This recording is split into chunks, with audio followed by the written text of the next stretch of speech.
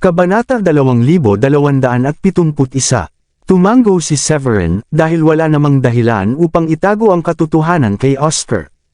Oo, tama iyon. Matapos makumpirma ni Oscar na si Severin ang may kinalaman sa kakaibang pangyayari, isang mainit na ngiti ang lumitaw sa kanyang mukha. Napakaswerte mo na matagumpay mong na-master ang teknik sa pakikipaglaban ni Wildfire. Napuno ng paghanga ang puso ni Oscar nang tuluyan niyang maunawaan ang tunay na lawak ng napakalaking talento ni Severin. Kilala ang Lotus Divine Attack sa naglalagablab nitong apoy, at tanyag ito sa buong South Sky bilang pinakamahusay na Star-Grade Divine Technique. Noong nakaraan, hindi mabilang na mga practitioner ang naghangad na makuha ang mana ni Wildfire matapos ang kanyang kamatayan. Maging ang mga Royal Paragon ay naghangad sa Lotus Divine Attack at sinubukang hanapin ito. Sa kasamaang palad, walang sinuman ang nakatagpo nito, at nanatiling hindi natutuklasan ang pasukan sa pahingahan ni Wildfire. Hanggang sa ilang kakaibang pangyayari ang sumiklab sa Arctic Heights, ilang buwan na ang nakalipas at saka pa lamang nabanyag ang mga guho. Nakuha ni Severin ang manang iyon ilang buwan pa lamang ang nakararaan, at alam ni Oscar na naglagay si Severin ng komisyon sa mission chamber ng sekta upang magtanong tungkol sa spiritual fire. Ngumiti nang may pagpapakumbaba si Severin bilang tugon sa papuri ni Oscar, at magalang niyang inanyayahan si Oscar na umupo sa bulwagan. Inutusan ang katulong na maghanda ng 2 tasa ng tsaa. Humigop si Severin at nagtanong kung ayos lang ba kung itanong kung bakit siya bumisita sa Pearlite Island. Tumawa si Oscar. Naparito ako upang masaksihan kung ano na naman ang ginawa ng ating prodigy na nagdulot ng isa na namang kakaibang pangyayari. Ngumiti si Severin sa sagot na iyon at ibinaling ang usapan sa Starry Sky Battlespace. Malapit nang mabuksan ang Starry Sky Battlespace.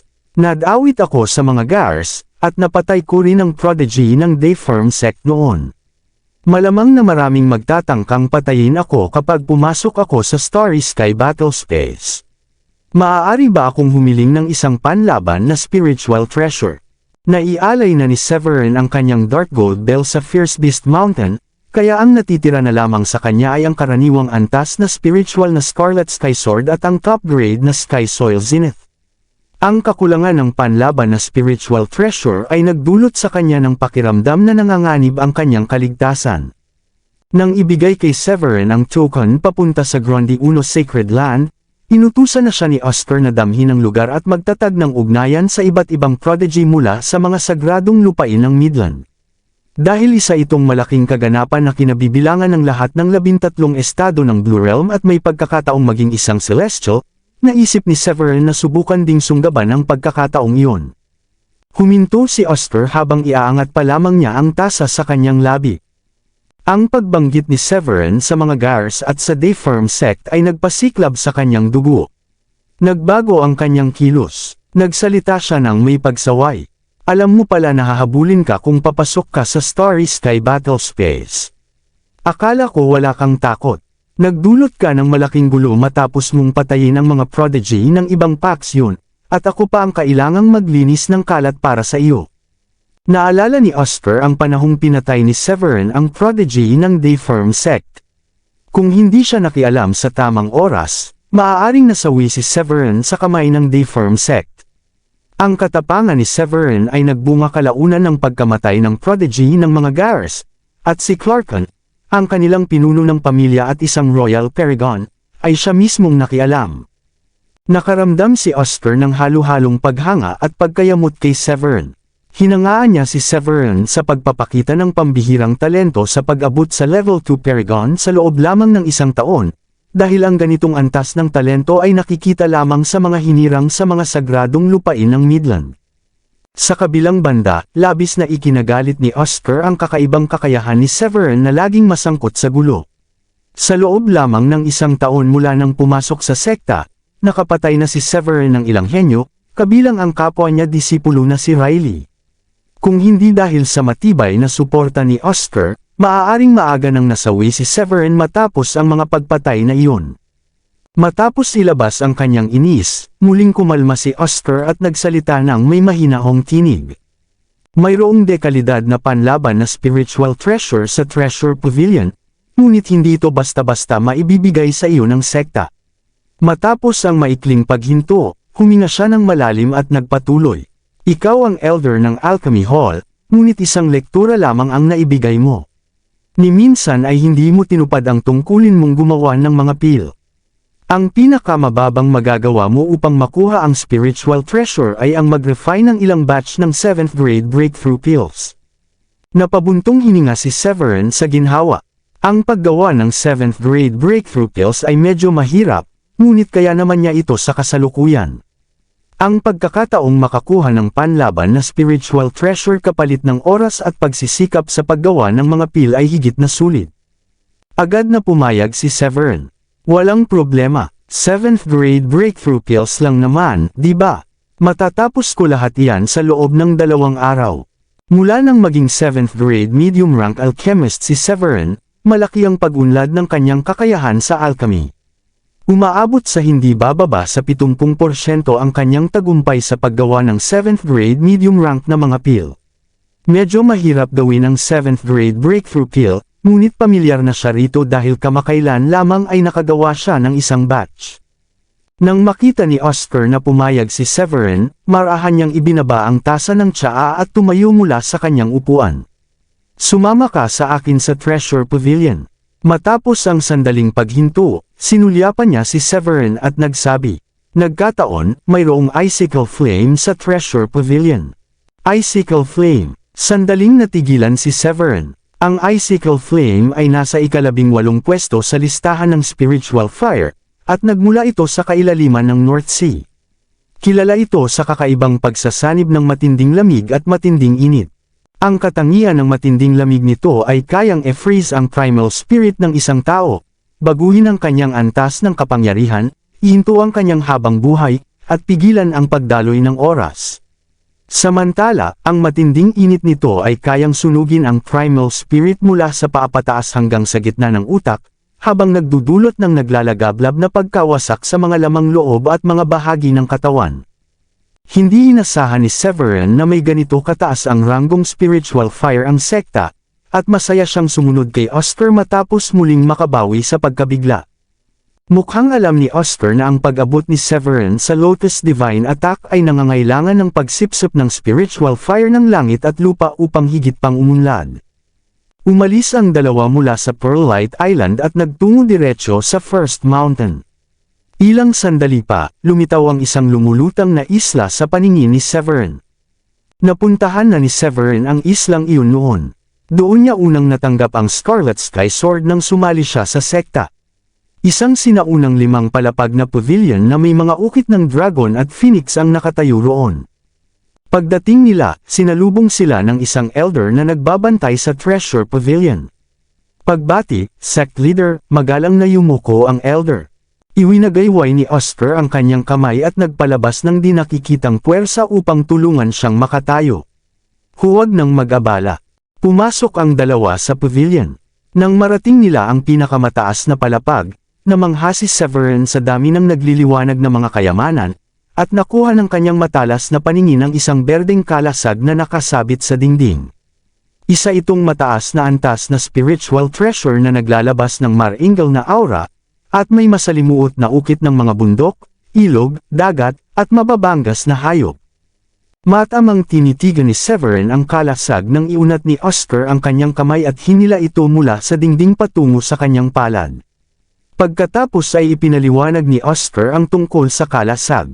Ang kalasag na ito ay ginawa mula sa meteorite gold na hinaluan ng masaganang earth essence at higit pang pinino gamit ang mahuhusay na halwang metal. Dahil sa kalidad nito, kabilang ito sa pinakamahusay, at napakalakas din ang kakayahan nitong magdepensa.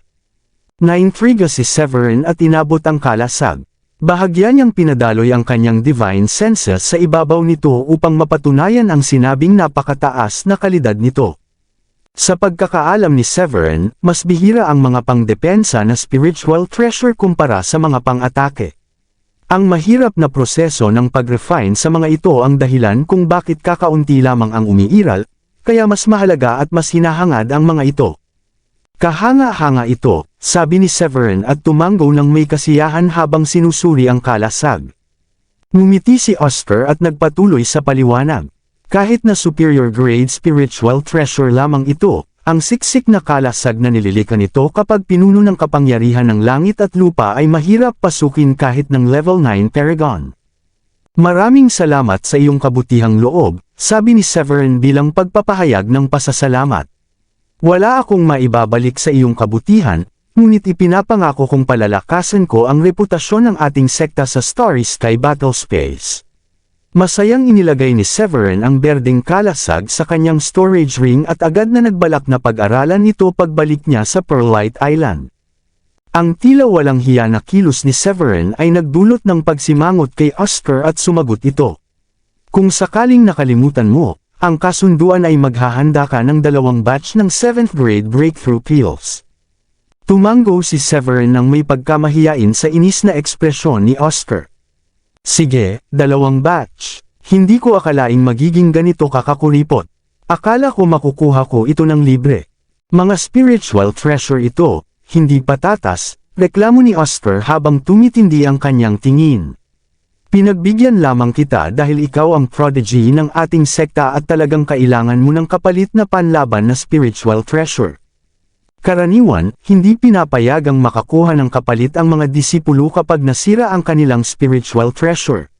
Kung nais nila ng bago, kailangan nilang magbigay ng spiritual stones o mga kayamanang katumbas ang halaga. Nagbigay lamang ng exception si Oscar dahil sa nalalapit na pagpasok ni Severin sa Starry Sky Battlespace. Sa kabila ng tila pagkadismaya ni Oscar, ngumiti si Severin dahil alam niyang imposibleng makuha ang kayamanang iyon kung hindi siya pinapaboran ni Oscar. Hindi rin naman gaanong mahirap para sa kanya ang paghahanda ng mga pill, at dahil hindi niya kailangang gamitin ang sarili niyang stock ng alchemical materials, maaari siyang mag-refine ng kahit gaano karaming pill ang ipagawa sa kanya. Matapos itago ni Severin ang kalasag, sinabi ni Oscar, ang icicle flame na hinahanap mo ay nasa itaas na palapag. Sumama ka sa akin. Pinangunahan ni Oscar si Severin patungo sa ika-6 na palapag at pumasok sila sa isang espasyong inilaan para sa mga elite quality na spiritual treasure. Bagaman bihira ang mga ganitong kayamanan sa South Sky, bawat pinuno ng malalaking sekta ay mayroong isa bilang panakot. Hindi naiiba ang Grande Uno sect, at nasa kontrol ito ni Oscar. Walang mga spiritual weapon sa ika-6 na palapag, ngunit may iba pang mga kayamanang nakatali ng matitinding restriction. Nasulya pa ni Severin ang Divine Gold na may nakaukit na mga banal na kasulatan ng filosofiya, Celestial Iron na naglalabas ng kapangyarihan ng mga bituin, at mga prutas na nagpapahaba ng buhay na kumikislap sa dalisay na lakas. Sa isang sulok na nakahiwalay, nakita ni Severin ang kumpol ng asul na apoy na nakagapos sa isang restriktibong pormasyon. Nararamdaman niya ang matinding lamig at matinding init na nagmumula rito kahit na nasa loob ito ng mga hadlang. Naglabas si Oscar ng madilim na sinag mula sa kanyang kamay upang buwagin ang mga restriction. Kinuha niya ang icicle flame at iniabot ito kay Severin. Habang pinagmamasdan ni Severin ang malaakol na apoy at nakitang ito'y gumagalaw sa hangin na parang alon ng tubig, sinimulan ni Oscar ang kwento tungkol sa pinagmulan nito. Ang icicle flame na ito ay nasa sekta na sa loob ng 2,000 taon. Isang elder, habang naglalakbay sa North Sea, ang aksidenteng nakatagpo nito. Dahil walang sinuman sa sekta ang nagsasanay ng mga teknik na may katangiang apoy, napabayan lamang ito sa Treasure Pavilion. Ang pangunahing paraan ng pagsasanay ng Grande Uno sect ay nagmula sa Grande Uno Treasure Notes, na nagbibigay diin sa neutral at tahimik na mga katangian. Kasama rin sa kanilang arsenal ang ilang star grade techniques tulad ng makapangyarihang Sky Soil Heptagold Sword Energy. Dahil sa kakulangan ng mga practitioner na may fire attribute sa sekta, nanatiling nakatabi lamang ang icicle flame sa isang sulok ng Treasure Pavilion. Kung hindi ipinahayag ni Severin ang kanyang paghahanap sa spiritual fire at ang kanyang pagsasanay sa Lotus Divine Attack, maaaring patuloy lamang na napabayaan ang icicle flame nang hindi kailanman nagamit. Inabot ni Severin ang icicle flame at nagpadaloy ng napakalakas na kapangyarihan ng langit at lupa. Binalot ng kapangyarihang iyon ang apoy sa kanyang palad, at naramdaman ni Severin na ang nakapaligid na spiritual energy ay nasusunog at nagiging wala habang hawak niya ang apoy. Ilang segundo ang lumipas, biglang bumalot ang matinding lamig sa kanya, at agad na naging kulay lila at asul ang kanyang palad. Sandaling tumigil ang daloy ng kanyang spiritual power. Nang mapagtanto niya ang nangyayari, pinakawalan niya ang aura ng kanyang level 2 Paragon at sinupil ang apoy. Pagkatapos, mabilis niyang ginamit ang kapangyarihan ng langit at lupa upang balutin ang spiritual fire at pigilan itong ubusin ang spiritual power sa paligid. Habang pinagmamasdan ng husay ni Severin sa paghawak sa apoy, hinaplos ni Oscar ang kanyang balbas ng tila walang pakialam. Maaari ka nang bumalik at i-refine ito ngayong naipasa na sa iyo. Naway ang pagsasanib ng icicle flame sa iba pang spiritual fire ay magbigay daan upang lalo kang magningning sa Starry Sky Battle Space at may taas ang reputasyon ng ating Ronde Uno sect. Nagpasalamat si Severin at itinaas ang kanyang mga kamay bilang paggalang. Maraming salamat, sect leader. Babalik na ako at sisimulan ang pag-refine ng icicle flame. Ang pagkakaroon ng mataas na antas na panlaban na spiritual treasure na kilala bilang Green Shield pati na rin ang icicle flame ay nagbigay kay Severin ng maraming gagawin sa mga susunod na araw. 10 araw na lamang ang natitira bago magbukas ang Starry Sky Battle Space, at bawat segundo ay mahalaga. Matapos magpaalam kay Oscar, tumayo si Severin at naging sinag ng liwanag na nawala mula sa Treasure Pavilion ng sekta. Pagbalik niya sa Pearlite Island, nakipagkamustahan siya sandali sa lahat at agad na nagtungo sa silid pagsasanay.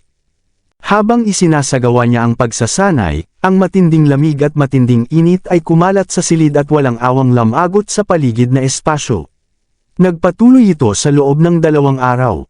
Nang tuluyang mawala ang malakas na aura, napansin ni Severin ang pagbabago sa makulay na lotus na nasa kanyang energy core. Dati may 2 kulay lamang itong ginto at berde, ngunit nadagdagan ito ng ikatlong kulay, asol. Umiikot ang makukulay na talulot ng lotus sa kanyang energy core at lumilikha ng malalakas na alon ng spiritual energy. Napuno ng saya si Severin nang maramdaman niya ang mas pinatinding kapangyarihan mula sa lotus. Naabot ko na ang small success sa Lotus Divine Attack. Ang pagsasanib ng 3 spiritual fire ay nagbigay ngayon kay Severin ng lakas na katumbas ng isang atake mula sa level 5 Paragon. Kabanata 2275. Sa loob ng silid pagsasanay, tinitigan ni Severin ang 3 kulay na lotus na nasa kanyang energy core at naramdaman ang aura ng pagkawasak na nagmumula rito. Napuno ng saya at pananabik ang kanyang puso.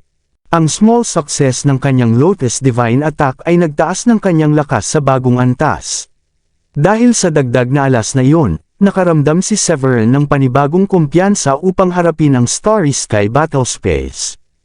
Ang mga sinaunang tala ng sekta at ang kaalamang ibinahagi ng ilang elder ay nagbabala na tungkol sa kalupitan ng Starry Sky Battle Space. Sa 13 estado ng Blue Realm, ang 3 lugar na South Sky, West Region, at East Plain ay tirahan ng mga tao. Kahit ang Infinia Icefield, sa kabila ng lamig at pagiging ilang nito, ay may ilang uri ng buhay. Tanging ang Starry Sky Battle Space ang naiiba sa lahat ng rehiyon, sapagkat ito ay isang ipinagbabawal na lugar kung saan hindi mabubuhay ang mga nilalang o anumang anyo ng buhay. Ang mahiwagang lawak na iyon ay gawa ng mga sinaunang celestial. Puno ito ng napakaraming sirang batas at magulong espasyo. Kahit ang isang Paragon level na practitioner ay maaaring itapon sa walang katapusang kawalan kung hindi mag-iingat. Gayunpaman, kung may panganib, may gantimpala rin. Sa loob ng Starry Sky Battle Space ay may mga lihim at walang kapantay na kayamanan na naghihintay sa mga may lakas ng loob na hanapin ang mga ito. May mga usap-usapan na nakatago sa Starry Sky Battle Space ang lihim ng pagiging immortal. Sa loob ng 10,000 taon, lalong naging mahirap at malabo ang landas upang maging isang celestial, ngunit hindi mabilang na mga Supreme Paragon ang naghangad na makalaya sa kanilang mortal na hangganan at maabot ang immortalidad. Ang mga disipulo mula sa iba't ibang sekta ay pumapasok sa Starry Sky Battle Space upang subukang tuklasin ang lihim na iyon. Sa pinakakaunti, umaasa silang makakuha ng mga kayamanang makapagpapahaba ng kanilang buhay. Habang lumilipas ang mga taon, lalo pang naging marahas at walang awa ang mga labanan sa Starry Sky Battle Space.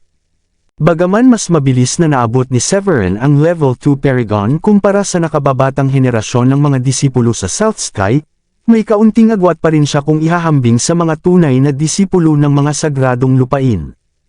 Ang mga tulad ng paboritong mga banal na anak ng mga sagradong lupain ng Midland, o ang mga banal na tagapagmana ng sinaunang maharlika ng East Plain, o ang prinsipe ng dinastiya ng Great Flare ay mga henyo na higit na malakas kaysa sa mga mula sa mas maliit na rehiyon tulad ng South Sky.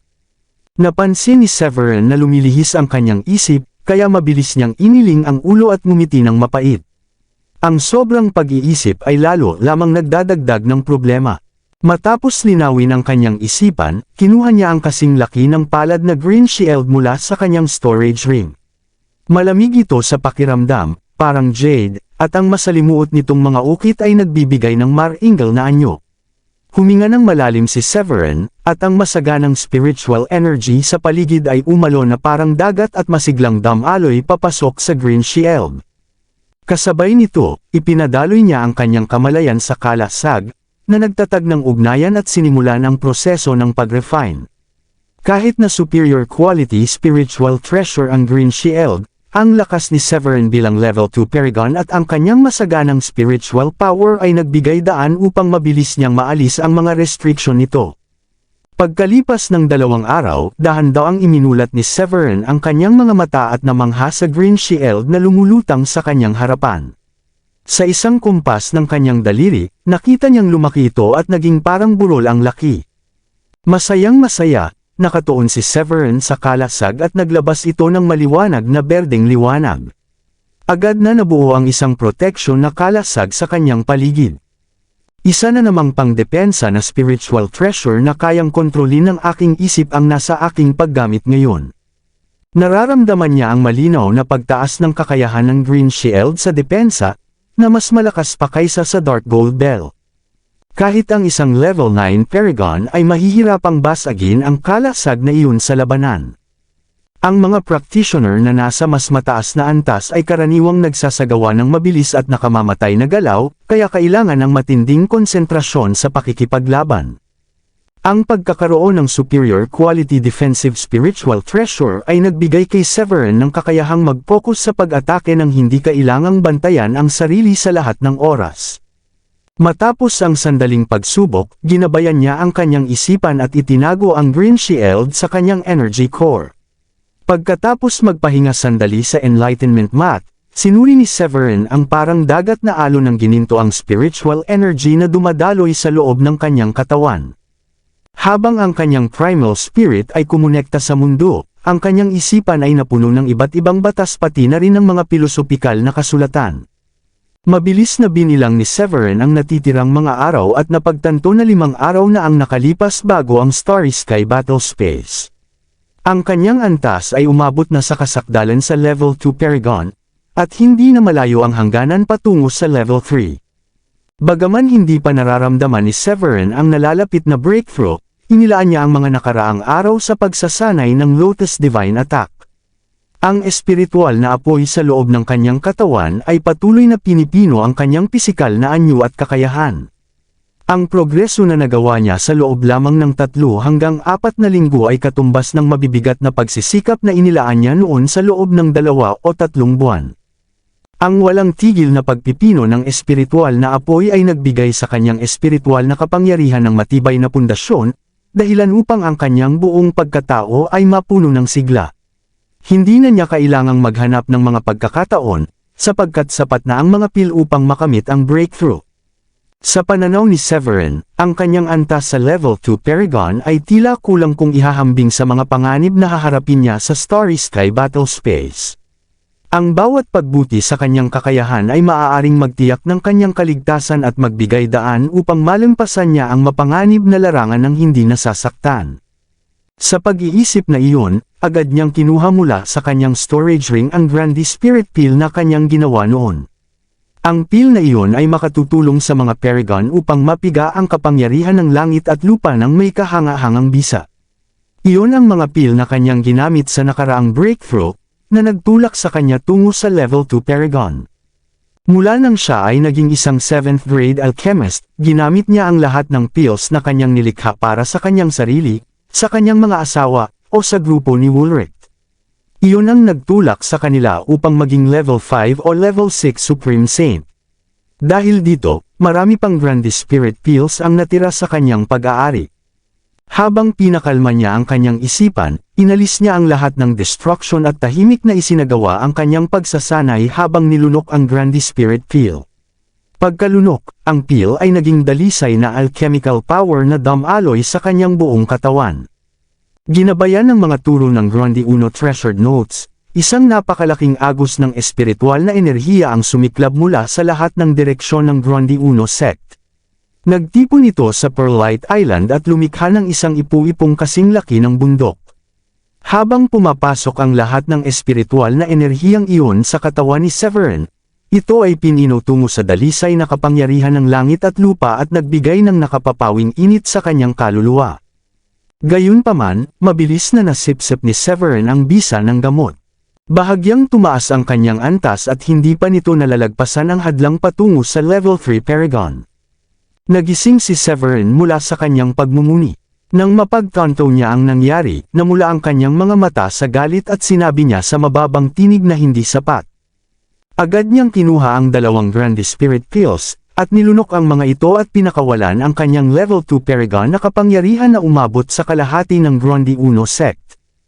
Ngayon utos ni Severin sa kapangyarihan ng langit at lupa na sumipsip ng malaking bahagi ng espiritual na enerhiya ng sekta.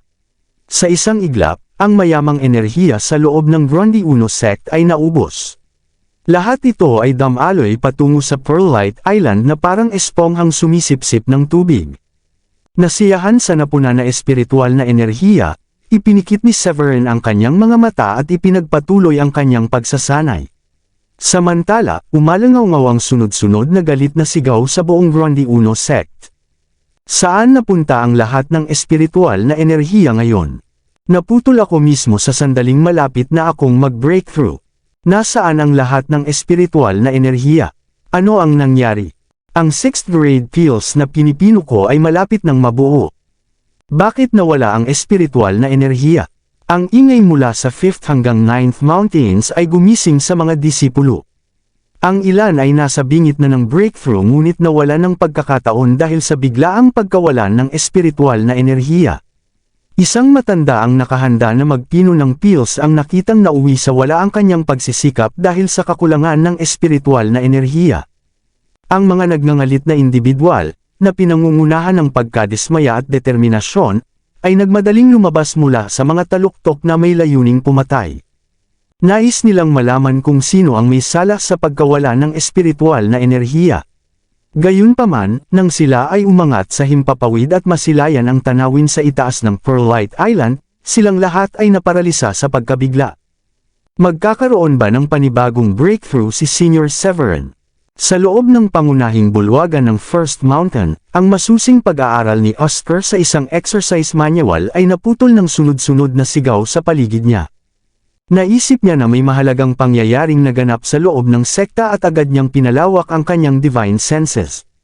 Sa kanyang pagkagulat, ang karamihan sa espiritual na enerhiya ng sekta ay pilit na nasipsip. Walang pagdududa na ang antas ni Severin ang dahilan nito habang tinitingnan niya ang napakalaking espiritual na ipu-ipu na nakalutang sa itaas ng Pearlite Island. Tiningnan ni Oscar ang tanawin ng may halong aliw at inis. Talagang pinahihirapan niya ako kahit na nasa seclusion siya. Matapos ang kanyang reklamo, naisip ni Oscar na mas mainam na may gawin siya sa sitwasyon. Inanyo niya ang kanyang mga daliri na parang kuko at umabot sa langit, hinihigop ang napakalaking agos ng espiritual na enerhiya mula sa lawak na ilang libong milya. Ang naubos na enerhiya sa loob ng Grande Uno Sect ay agad na napunan muli. Sa isang iglap, isang banayad na ulan ng espiritual na enerhiya ang bumuhos sa buong sekta. Nang masiguro niyang bumalik sa normal ang antas ng enerhiya, itinaas niya ang kanyang ulo at sumulyap sa Pearlite Island sa malayo.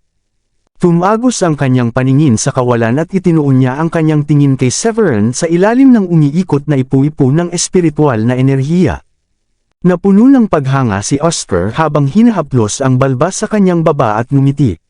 Iyan ang kapangyarihan ng isang divine constitution. Malapit na naman siyang mag-breakthrough kahit kamakailan lang ang huli niya. Hindi mapigilan ni Oscar na isipin na ang pagkuha kay Severin sa Grundy Uno sect mula sa Sagradong Lawa ang pinakamatalinong desisyon na nagawa niya. Nasaksihan niya ang mabilis na pag-angat ni Severin mula sa isang hamak na Supreme Saint tungo sa Paragon. Si Oscar, na isa ring makapangyarihang Royal Paragon, ay napapabilib sa walang kapantay na talento at pag-unlad ni Severin. Sa kabilang banda, kinailangan ni Oscar ng mahigit isang dekada upang makamit ang katulad na breakthrough, isang tagumpay na tila maliit kung ihahambing sa tila walang hirap na paglalakbay ni Severin. Matapos tingnan ang pag-unlad ni Severin, binawi ni Oscar ang kanyang tingin at nagbulong sa sarili. Karapat-dapat na siyang maging inner elder ng sekta kapag umabot siya sa level 3 Paragon. Siya ay magiging walang katapat sa nakababatang henerasyon ng South Sky at masasabi ko pang gagawa siya ng pangalan sa Midland. Nakikita na niya na magdudulot si Severin ng mga sorpresa sa Starry Sky Battle Space. Napansin ni Oscar na ang kasalukuyang henerasyon ng core disciples sa Grundy Uno Sacred Land ay nasa level 6 o level 7 Paragons lamang. Sa lakas ni Severin, ang pagpasok sa larangan bilang malapit ng maging level 3 Paragon ay tiyak na maglalagay sa kanya sa mas mataas na hanay. Maging sina Simeon at Kali ay tinatayang nasa level 2 o level 3 Paragons pa lamang. Tiyak na mahihirapan sila kung makakaharap nila si Severin. Nang mapagtanto ni Oscar na magiging maayos si Severin, tumigil siya sa pagmamasid sa Pearlite Island at ipinagpatuloy ang kanyang pagbabasa. Samantala, lumakas ang aura ni Severin at bawat selula sa kanyang katawan ay sumisipsip ng nakapaligid na espiritual na enerhiya na parang espongha. Kumikislap ang mga alon sa loob ng dagat ng enerhiya sa kanyang energy core kung saan maraming gintong lotus ang namumukadkad. Ang langit sa ibabaw ng dagat na iyon ay pinalamutian din ng mga maliwanag na bituin. Habang lumilipas ang oras, pinino ni Severin ang napakaraming espiritual na enerhiya tungo sa kapangyarihan ng langit at lupa at lalo pang pinatatag ang kanyang primal spirit.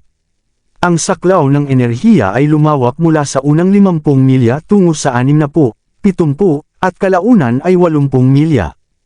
Ang pagbuo ng primal spirit ni Severin ay sinabayan ng malinaw na pagtaas ng kanyang lakas. Tumagal ang kalagayang iyon ng ilang araw. Makalipas ang ilang sandali, isang malinaw na tunog ang umalangaw sa isipan ni Severin, kasunod ang pagtaas ng kanyang aura. Sa loob lamang ng ilang sandali, umangat ang kanyang antas sa iba't ibang yugto at siya ay naging level 3 Paragon. Sa isang iglap, ang kanyang aura ay umalangaw sa kawalan at agad na kumalat sa buong Grundy Uno sect, na nagpasuko sa bawat disipulo. Maraming disipulo ang nagising mula sa kanilang seclusion at lumipad sa himpapawid na parang mga guhit ng liwanag. Nagkaroon na naman ng breakthrough si Severin. Level 3 Paragon na ba siya ngayon? Naging Paragon siya 1 taon pa lamang mula nang pumasok siya sa sekta. Ang taong may ganitong talento ay tiyak na magiging celestial. Lahat ng disipulo ay labis na nagulat at halos hindi makapaniwala sa kanilang nakikita.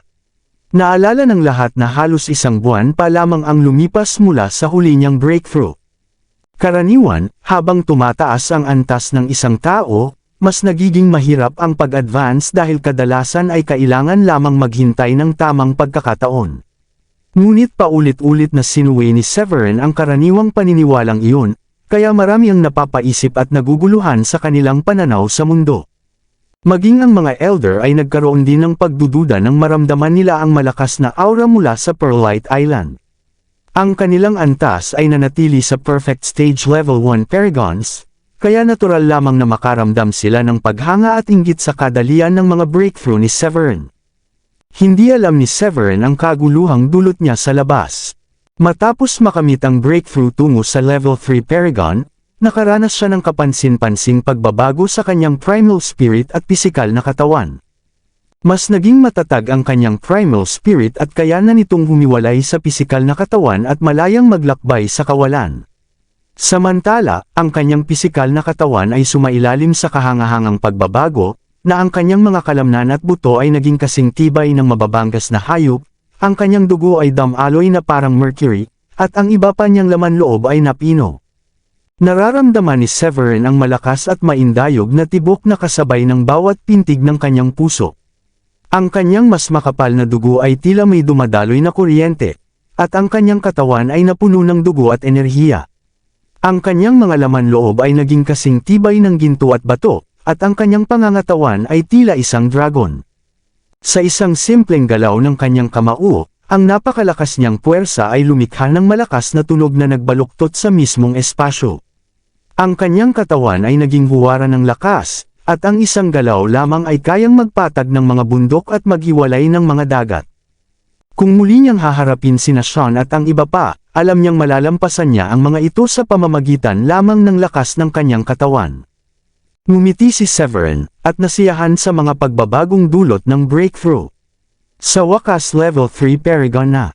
Ang pagpasok sa Starry Sky Battle Space na may ganitong lakas ay sapat upang matiyak ang aking kaligtasan. Huminga siya ng malalim at ngumiti. Sa Chaotic Sword Shadow, Lotus Divine Attack, Maladragon na pangangatawan, at Wildfire Sky Soil Zenith, magiging sapat ang aking lakas upang hamanin kahit ang level 5 Paragon. Pinakalma ni Severin ang kanyang pananabik matapos ilagay ang kanyang Divine Senses sa loob ng kanyang katawan at suriin ang mga pagbabagong naganap. Pagkatapos, ibinaling niya ang kanyang pansin sa pagsipsip at pagpino sa natitirang enerhiya sa silid ng pagsasanay.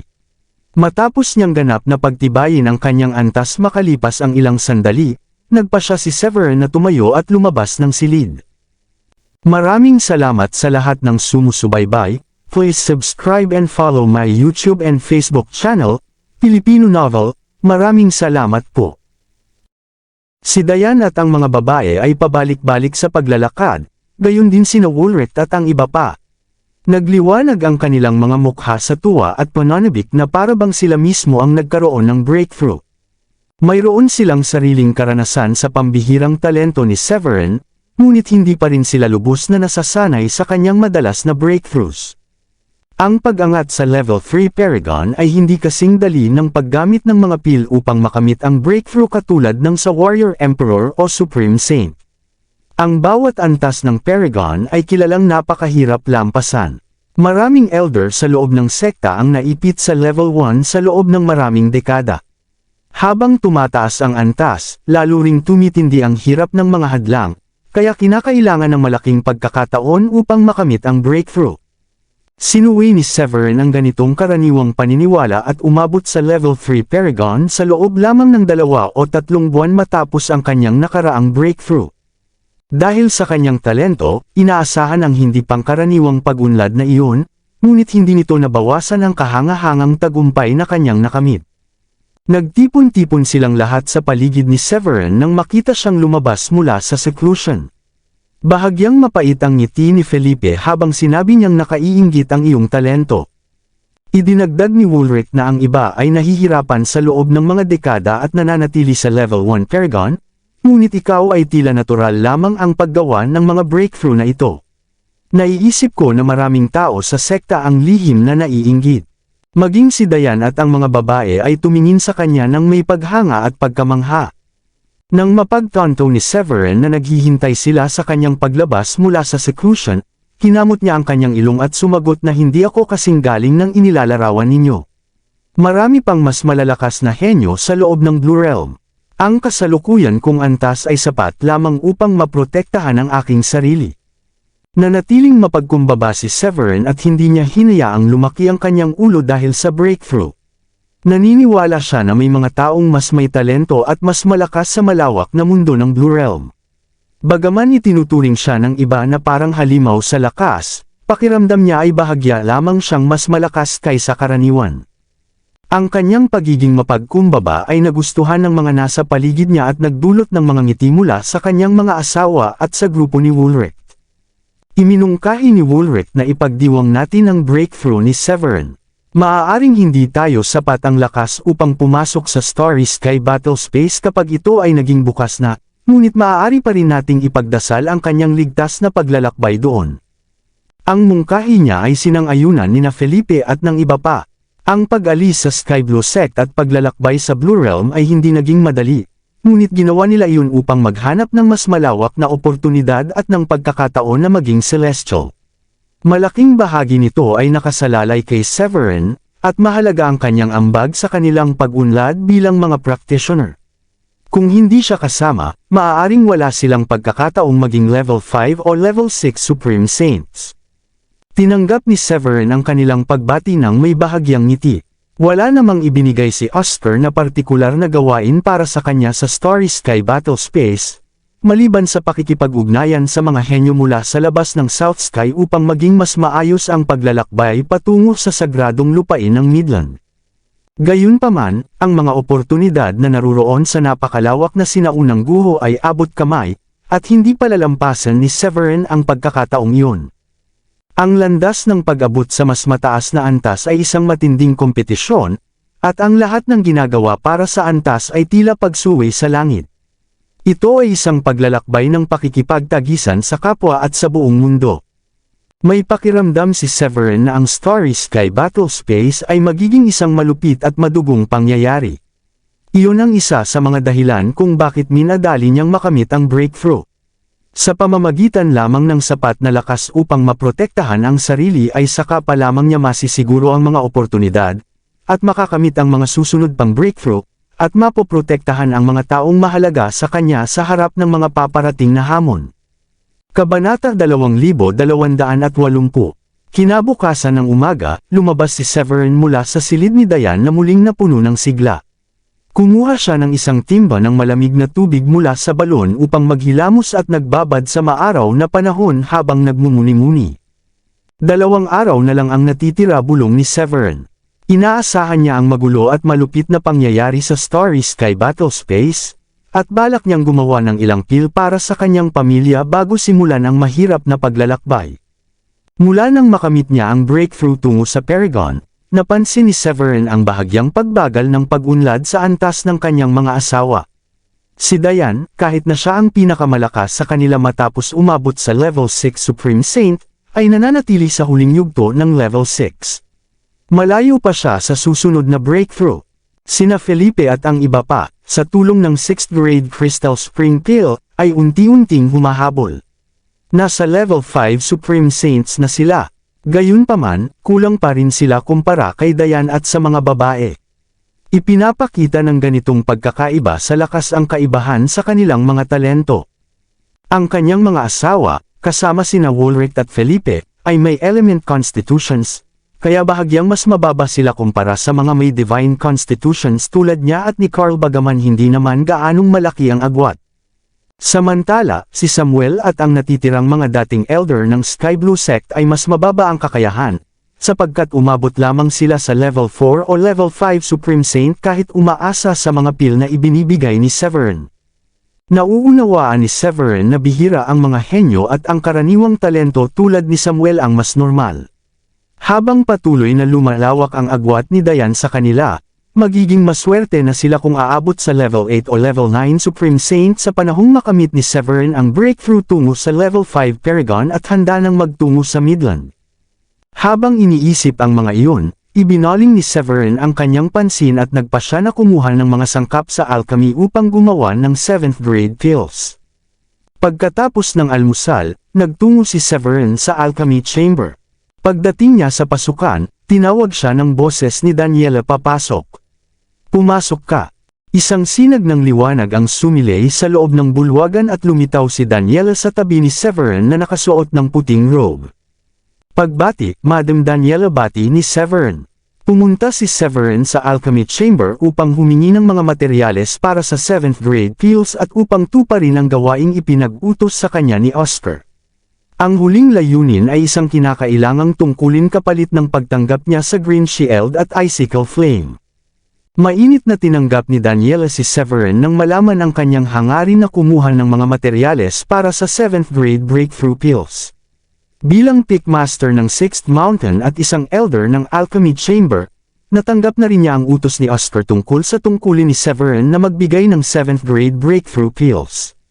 Nang maramdaman ni Daniela na ang aura ni Severin ay nasa level 3 Paragon, namangha siya sa kanyang nagawa at sinabi sa bahagyang naiinggit na tono na sana ay mayroon din akong talento mo. Kung ang mabilis na pag-angat ni Severin mula sa Supreme Saint tungo sa Paragon ay nagdulot na ng paghanga kay Daniela, ang kadalian ng kanyang breakthrough sa loob ng mga antas ng Paragon ay halos tiyak na magdudulot ng inggit.